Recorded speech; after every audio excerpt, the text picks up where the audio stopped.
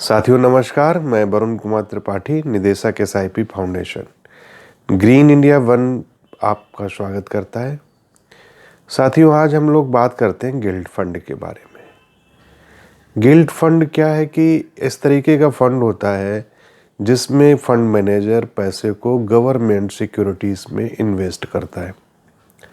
Guild fund एक तो सुरक्षा की दृष्टि से देखेंगे तो जितने भी मार्केट में इंस्ट्रूमेंट हैं सबसे ज़्यादा सेव है, चाहे वो अब बैंक की एफडी ही क्यों ना हो, उससे भी अधिक गिल्ड फंड सेव होते हैं।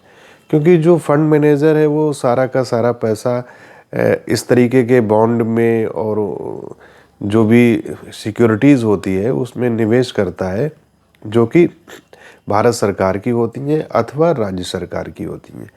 तो सुरक्षा की दृष्टि से देखें तो म्यूचुअल फंड के अंदर जो गिल्ड फंड है वो सबसे ज़्यादा सुरक्षित निवेश है। थोड़ा सा ब्याज दरों में उतार चढ़ाव हो सकता है, क्योंकि आरबीआई जब भी अपनी जो रेपो रेट है उसमें बदलाव लाता है तो उस तरीके के जब चेंजेस होते हैं तो निश्चित रूप से कहीं ना कहीं हमारे गिल्ड फंड भी प्रभावित होते हैं। जितना ज़्यादा निवेश हम गिल्ड फंडों में करते हैं तो अक्सर हम लोगों को देखते हैं कि उन्हें बहुत ज़्यादा फायदा नहीं मिल पाता। उसका प्रमुख कारण है जो हमारी निवेश की रणनीति है, वो निवेश की रणनीति कहीं न कहीं हमारी ठीक नहीं होती है। क्या है कि जब भी हम निवेश करते हैं तो हम देखते हैं कि फंड का पिछला रिटर्न या पिछला परफॉर्मेंस कैसा रहा। गिल्ड फंड में उल्टा होता है। जब आप देख रहे हो कि गिल्ड फंड में यील्ड आ चुकी है और अक्सर हम तभी निवेश करते हैं, तो ऐसे समय पे जब आप निवेश करते हो तो रिटर्न की संभावना कम हो जाती है। कारण क्या होता है कि ये जो गिल्ड फंड होते हैं वो ब्याज दरों से प्रभावित होते रहते हैं। तो अभी मैं दोस्तों इसलिए ये गिल्ड फंड पे आज चर्चा करना चाहूँगा कि गिल्ड फंड में निवेश करने का ये बहुत अच्छा समय है। यानी कहा जाए कि अगर गिल्ड फंड में निवेश करने का ये गोल्डन टाइम है तो बिल्कुल सही बात है कि इस समय गिल्ड फंड में निवेश करने का बिल्कुल सही समय है। लेकिन अगर आप परफॉर्मेंस चेक करोगे, पीछे हिस्ट्री देखोगे तो लास्ट 1 ईयर के रिटर्न या 2 ईयर के रिटर्न बहुत ज़्यादा अच्छे नहीं हैं। तो उस तरीके से अगर आप देखोगे तो फिर निवेश आप इसमें नहीं करोगे। लेकिन आप इसकी फंडामेंटल या इसकी जो जिस बेस है उस पे अगर आप देखोगे तो ये सबसे उचित समय है। कारण क्या है कि जब अभी लगातार रिज़र्व बैंक या हमारा जो केंद्रीय बैंक है, सेंट्रल बैंक है, रिज़र्व बैंक ऑफ इंडिया, उसने ब्याज दर को बढ़ाया है। और जब ब्याज दरें बढ़ा दी जाती हैं तो वो डिपेंड करती है महंगाई पे, कि महंगाई अगर बहुत ज़्यादा बढ़ रही है, बहुत तेज़ी से या स्थिर बनी हुई है, तो रिज़र्व बैंक के पास एक उपाय होता है कि वो भी ब्याज दरों को बढ़ाता है और जो मार्केट में पैसे की लिक्विडिटी है उसको सक करता है, यानी कि खींचता है। उदाहरण के तौर पे जब बैंक में एफडी का रेट इंटरेस्ट ज़्यादा होगा तो निश्चित रूप से लोग पैसे को एफडी की तरफ आकर्षित होंगे और वह एफडी करेंगे।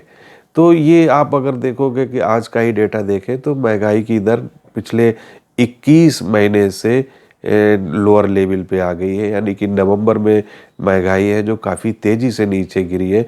फल और सब्जियां काफ़ी रेट नीचे आए हैं और इंटरनेशनल मार्केट में भी जो कमोडिटीज़ हैं, तो वो यूक्रेन और रसिया के बारे में जो युद्ध चल रहा था, कहीं न कहीं ये ढील दिखाई दे रही है, जिस वजह से जो इंटरनेशनल महंगाई है उसमें भी लगाम लगती हुई दिखाई पड़ रही है।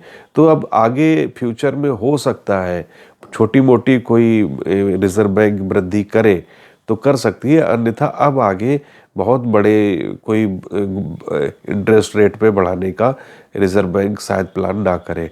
तो अगर करती भी है तो बहुत छोटी मोटी होगी। आगे जो उनकी पॉलिसी आएगी उसमें बहुत बड़ी कोई संकेत नज़र नहीं आ रहे हैं, क्योंकि वो हम डायरेक्ट इन्फ्लेशन को कोरिलेट करते हैं, तो जिसकी वजह से वो रेपो रेट में चेंजेस लाते रहते हैं। दूसरा पॉइंट ये है कि अब अगर मान लीजिए कि महंगाई दर कंट्रोल में रहती है तो निश्चित रूप से आरबीआई ब्याज दरें नहीं बढ़ाएगा। और ऐसी स्थिति में क्या होता है कि जब ब्याज दरें नहीं बढ़ती हैं तो कहीं न कहीं जो हमारी बॉन्ड की यील्ड है वो स्थिर हो जाती है। तो दोस्तों आज हम बात करेंगे कोटक गिल्ड इन्वेस्टमेंट फंड की। बहुत अच्छा फंड है।